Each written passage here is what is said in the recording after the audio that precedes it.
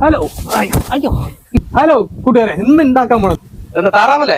താറാവല്ല അല്ലേ? അല്ലേ, താറാവ് മസ്കോവി, അതായത് മണിത്താറാവ്.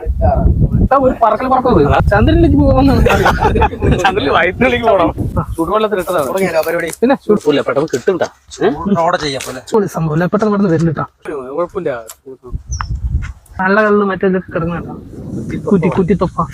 അതിന് വേണ്ടിയിട്ടാണ് കരിച്ചത്. മഞ്ഞപ്പൊടി ഇട്ട് കഴുകുക.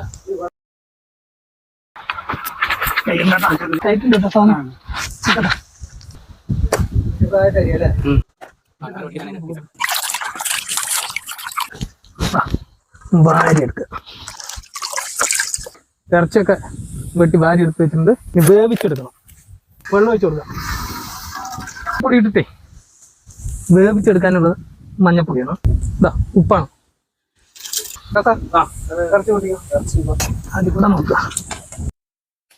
വേവിച്ചെടുക്കാൻ വേണ്ടി ഇട്ടതാണ്. വേറെ പാത്രത്തിലേക്ക് ആക്കാം. ഇനി നമുക്ക് കറി വെക്കാം. കഞ്ഞി ചൂടായി നമുക്ക് വെളിച്ചെണ്ണ വെച്ചിട്ടുണ്ട്. എവിടേക്കാണ് കാറ്റ് കൊണ്ടുപോകണം. പട്ട, ഗ്രാമ്പു, ഇഞ്ചി, വെളുത്തുള്ളി 2 വെളുത്തുള്ളി, പച്ചമുളക്, ചെറുള്ളി, കറിവേപ്പില, വലിയുള്ളി, അതായത് സവാള, തേങ്ങ, തക്കാളി, തക്കാളി കോട്ടയം അല്ലേ? തക്കാളി കോട്ടയം. നമ്മൾ അപ്പോൾ വേവിച്ച് വെച്ച ഇറച്ചി, മഞ്ഞപ്പൊടി നേരത്തെ ഉപ്പ് തന്നെ അധികം ഇടുന്നു. മതി. മുളക് പൊടി 2 സ്പൂൺ, മല്ലിപ്പൊടി അത് ഒരു 2.5, കുരുമുളക് പൊടി, ഗരം മസാലയാണ്, ഒരു കാശ്മീർ ചില്ലിയാണ്. മതി. അപ്പോഴേ ഇത്തിരി ഉള്ളി വറക്കാനല്ലേ ഇട്ടുള്ളൂ. അതെ അതെ. ചുരുണ്ട് വന്നിട്ടുണ്ട്. ഇനി വെള്ളം ഒഴിച്ചോ. വെള്ളം ഒഴിച്ചോ.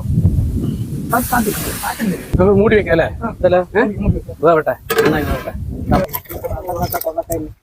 കൊറേ നേരം എന്തായി നോക്കട്ടെ. ഒക്കെ സെറ്റായി.